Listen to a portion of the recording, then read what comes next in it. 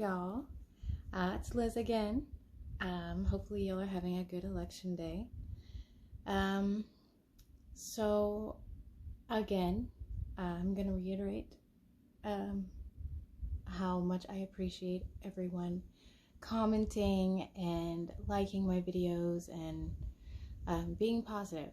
It means a lot. I really appreciate you guys. And so I'm also gonna mention again that my purpose for this.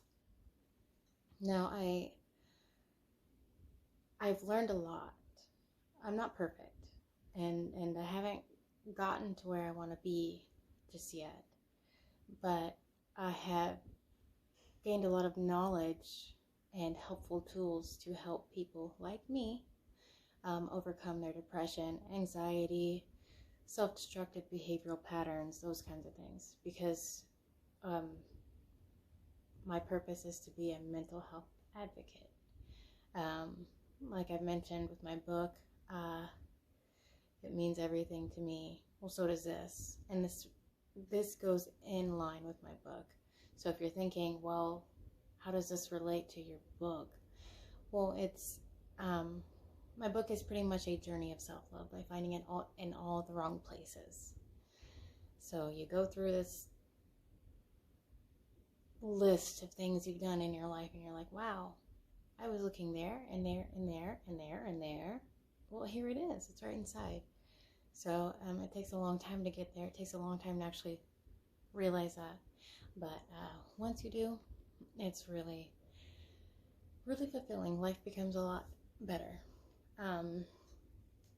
So last week I talked about the Feeling Good book, and I mentioned it because it is a key factor in my self-growth.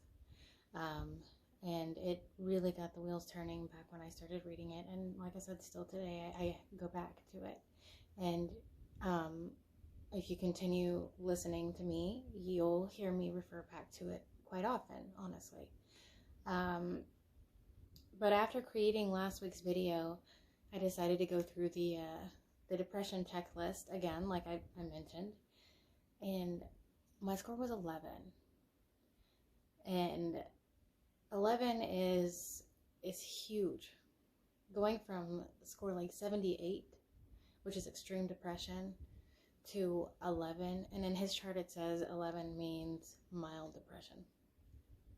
For me, I don't feel depressed at all, but it's still a huge goal. There's still, like I said, some things I have to work through, some guilt that I deal with, some things that keep me unhappy.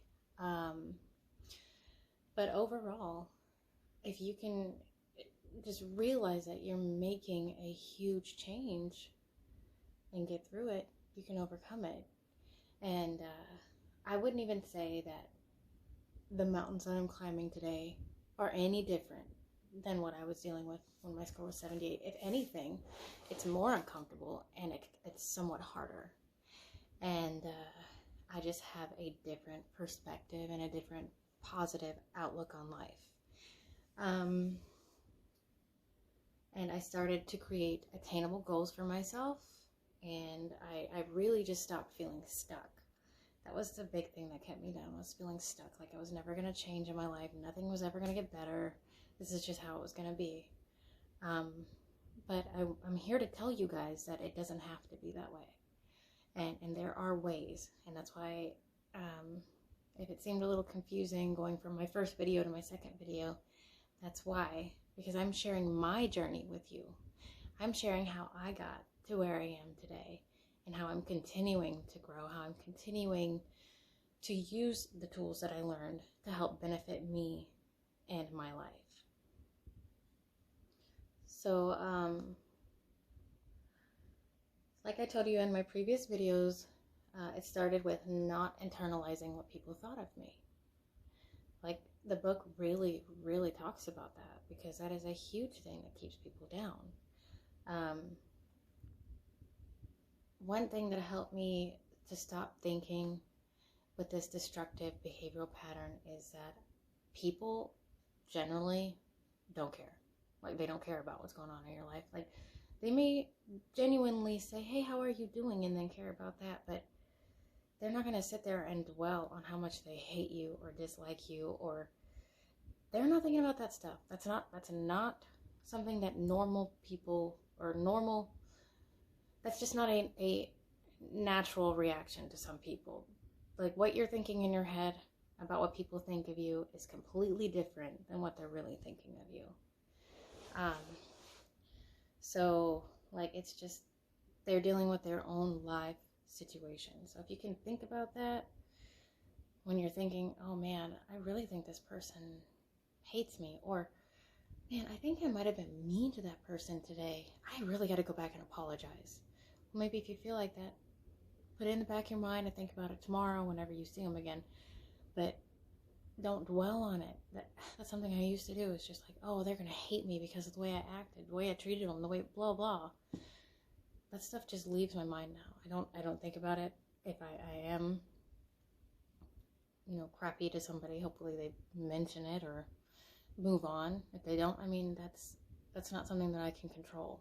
And this is one of those things, you cannot control what other people think of you. You cannot control what they say, what they do.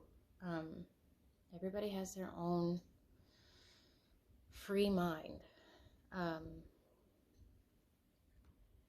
And once you can free your mind about worrying about what other people think, you can start focusing on the real version of yourself.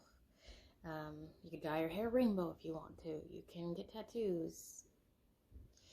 And it doesn't matter if the person at the grocery store judges you and thinks you look weird because of the things you've done to yourself, for yourself, however you want to look at it.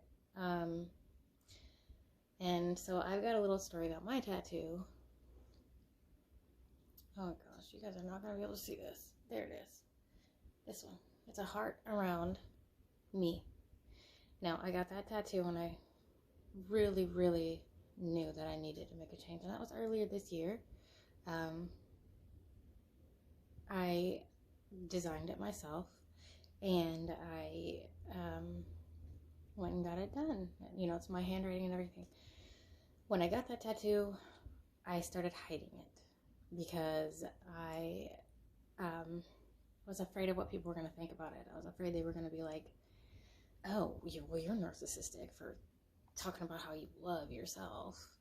And, I was afraid they were going to judge me. And that's ironic because the tattoo was meant for myself, to remind myself to always love me.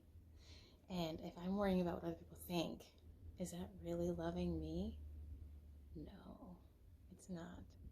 I'm disrespecting my own person because I'm worried about what people who aren't even in my life are worried about. So shaming myself, that's not right.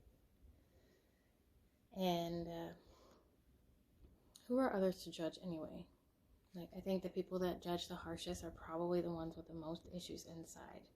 Because when you think about it, judging someone or even worrying about what other people think about you, those are reflections back to you.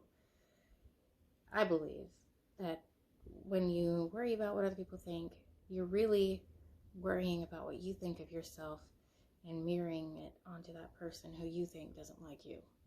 Or when you're calling that person an idiot or whatever, you're being mean, but it's because of how you feel about yourself inside. I'm telling you, if you feel positive and you're great and you're good, you will look at that person and be like, well, maybe they're having an off day.